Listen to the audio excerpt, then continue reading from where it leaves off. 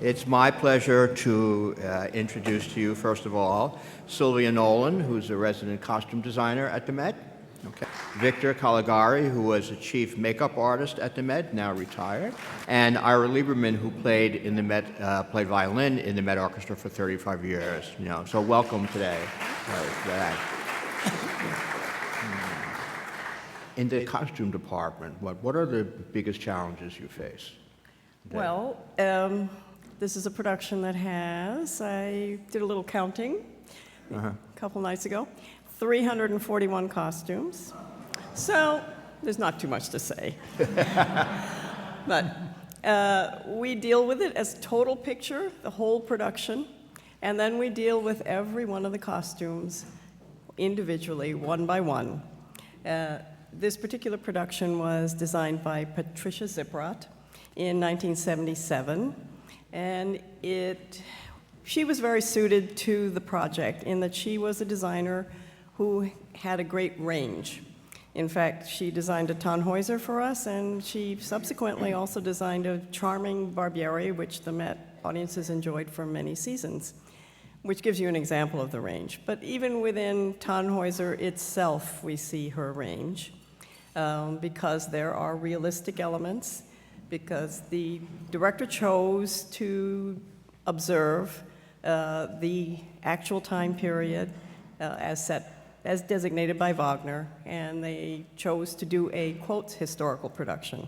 Of course, you do have the fantastical elements, which are not literal. They are a little beyond mere mortal means, and that's where artistic imagination comes into play. And Patricia Ziprot had that to balance her knowledge of historical costume. On the one hand, her designs, I feel, were very lasting in that they were grounded on very sound research.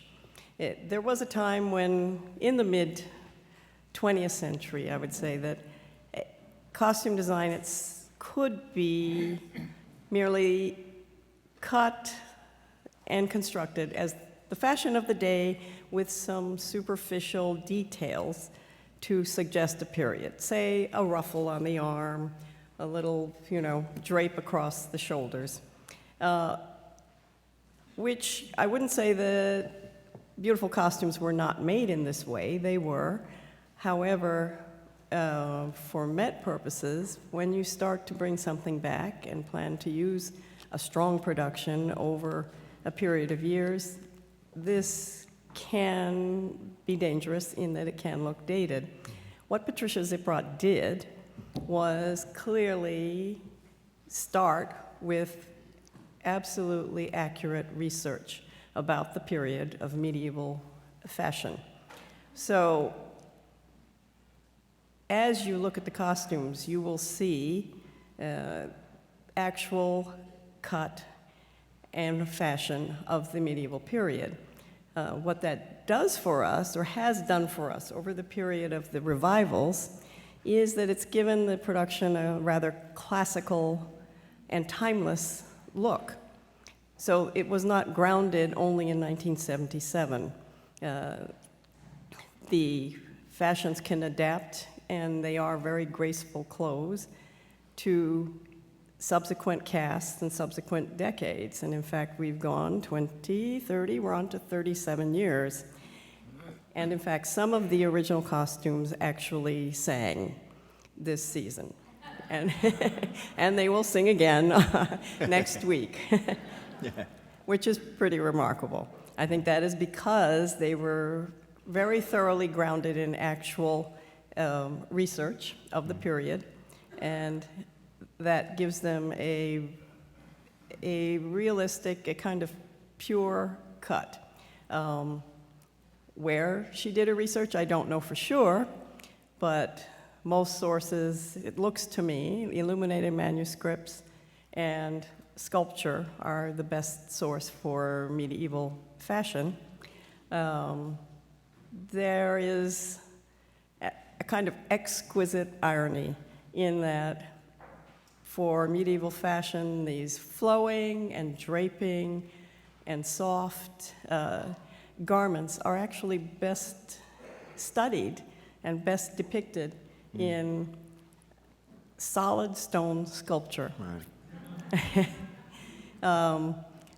On your next visit to the cloisters, you will see, actually, such was the skill of the medieval sculptor, you will actually see the line where the seam for the sleeve to be attached is. You will see the line where the fabric had to be joined to be wide enough. You will see where the belt comes through the buckle and is wrapped around and drawn through in a half knot to make a decorative tabard in the front.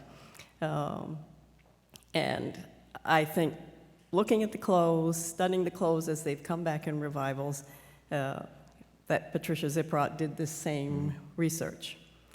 On the other hand, the production is live. It is living theater, and it is live every time we revive it. So she also held us in good stead by the other aspect of her design work, which is almost, you would say, pure imagination, or informed imagination, I should say. Because clearly in the Venusberg, we have to have imaginative elements, they are a realization of an idea. The people in it are a realization of an idea. And she applied her imagination to that. There she is a lot freer with the period. And she is even freer with what the clothes are. I would say that the dancers' clothes, who danced throughout the idyll, actually looked to me like she was trying to suggest mere light flowing across the dancers' bodies. They're very filmy, they are painted in a very dappled, naturalistic manner, as if they are just bathed in light, filtered by forest trees, shadows, they're bathed in shadows caused by the clouds moving across the sun. Patricia Zipprott also was a very strong painter and interpolated not only literally scene painting onto the costumes, but she also in Act 2 did something very interesting in that she did not, at that point, try to find actual historical fabrics, much as or have actual historical fabrics recreated, which is much what might be done, say, with a movie or a historical TV series. They might actually have fabrics created that were the same patterns, the same fiber contents as the actual historical fabric. She did not do that in Act 2.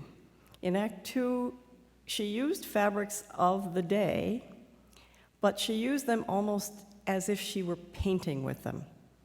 So she used a lot of, for that, gold, amber, rust, this palette, golden green, bronze, a lot of metallics, and she almost created, with the chorus costumes, a mosaic portrait of what the scene should look like. Everybody is costumed as an individual, which is why I think as you look on the scene, and as the scene, people come forth in the scene, an incredibly rich and textured picture is formed. And this took a great deal of energy and attention to actually fulfill the idea. To give you an idea, the chorus is 88 people, which is a slightly augmented chorus for us. And each costume, well, relatively simple, has maybe 4 or 5 fabrics on it. So you multiply that by 88, and then you realize that she did not repeat fabrics almost none. There are very few repeats of fabrics. And if there was any fabric repeated, it would be in combination with a different fabric. So every person, every chorister, and every principal, with the exception of the children pages, are actually costumed as strong individuals. So that gives you an idea. There are 450 fabrics out there represented in different amounts. Some are capes, some are borders, some are robes, but that creates she painted with the fabrics to create, or she almost mosaicked with the fabrics to create this beautiful scene. Ira, you have notes. Are those your notes? Those are my notes. So, We always play from notes. you have to have notes, right? What would you like to tell us about the opera from the point of view of the orchestra? Well, when I spoke with Natalie and she said there's going to be this roundtable about Backstage at the Met, I was trying to figure out how that applies to a violinist. And I decided that Backstage for me is sea level down where we rehearse. And to put it very personally, when I came to the Met, I had been a college professor for 10 years. And when I encountered James Levine as a music director and frequent conductor, I felt I was in my element because this man is a master teacher. And contrary to a lot of assumptions that musicians make about conductors, the chief one being if he's any good, he doesn't have to open his mouth at all. Jimmy is the opposite. He's very good, and he opens his mouth all the time. And what he does is try to achieve from a very varied bunch of musicians a unified sound in whatever style we have to play. And unlike most houses in the world, the Met is a repertory house which plays different operas of different composers, sometimes 2 in a day. Or it will rehearse a French piece and play a Russian piece that night.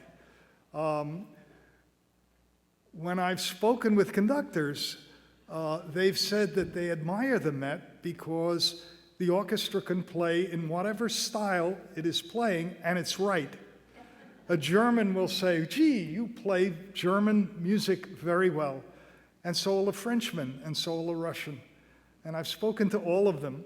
And one reason we do that, perhaps the main reason we do that, is Jimmy insists that everything we play is personalized, not generalized, but appropriate to the style and appropriate to the composer. One example of how he achieves that is we were recording Aida, and we had a progression of chords to play. And he didn't like the way they sounded, so he said, okay, take this passage, play it as if it were Wagner. So it became heavy, it became long, the notes became longer, and he said, that's great. Now take all that away and play it like it's Italian music. And instantly, we played it correctly. We played it stylistically. He did that in a rehearsal of Tristan, for instance. Right at the beginning of the first act, there's the steersman's song, taunting Isolde about where she's going and why. A couple of minutes after that, the cellos have a passage which imitates that song. It goes dum bum ba-dum bum ba ba ba bum bum bum da-dum dum ba ba ba bum. It's marked piano with force, one of Wagner's. Anyway, piano with force. They played it. Jimmy stops and he says, "Okay, play it now, forte." So the whole section is playing that forte. Good, play it fortissimo. They do that. He says, now play it pianissimo. Okay. Finally, when they played it piano with force, it came out right. And it's something that musicians don't immediately get. They have to be shown these things. And Jimmy is a shower of those kinds of things. Another example, you might ask, what is the relationship of a conductor to a stage director? How much does the stage directing affect the conducting? It's not usually vice versa, but the conductor has to react to what he sees on stage. We were doing Macbeth. You have the witches in various groups. And you had Jimmy figuring out where on stage they should be in order to sound as an ensemble. Jimmy figuring out where on stage they should be so that when they have to exit, it doesn't take 5 minutes. The stage director hadn't been able to figure this out. Some stage directors may know the music very well, other stage directors may know it in their heads very well, but the relationship to what has to happen on stage may be a sometime thing. I remember he told a singer who was singing Macbeth on stage, when he enters, he stopped. He says, when you enter, before you sing, you have to be Macbeth. It's the conductor saying that to the singer. It happens too infrequently in my experience, because very often singers will get on stage and the characterization, instead of being very specific and personal, is sort of this general, I'm on stage, I'm going to sing, now I've sung, I'm going to leave the stage. But it's sort of the opposite of what Vickers said about Othello. The engagement is not quite there. When Levine sees that, he corrects it. We had a problem with a baritone singing De Luna in Trovatore, because most of that aria is very soft. It consists of clarinets going, and then he sings over it. He was singing out of tune. And Jimmy said, come closer to the orchestra so you can hear the clarinets. He did that, no problem with intonation. Something a stage director is not going to necessarily know. I just have to say one other thing. Someone was talking about how grateful he was that they were in a traditional production. I think of Tannhäuser. They had been in these abstract Eurotrash productions. Finally, it was the thing the composer had envisaged. I'll never forget being in the pit for a rehearsal of Pelléas, and Frederica von Stade came out. It was not the Jonathan Miller production they do now. It was the one before, very traditional. And Frederica von Stade came out, saw the fountain in which she is supposed to lose her wedding ring, and practically embraced it. Jimmy stopped and said, what's going on? She said, at last a production with a fountain. And unfortunately, we're out of time for this. We appreciate very much all the work you've done. Thank you very much. Thank you.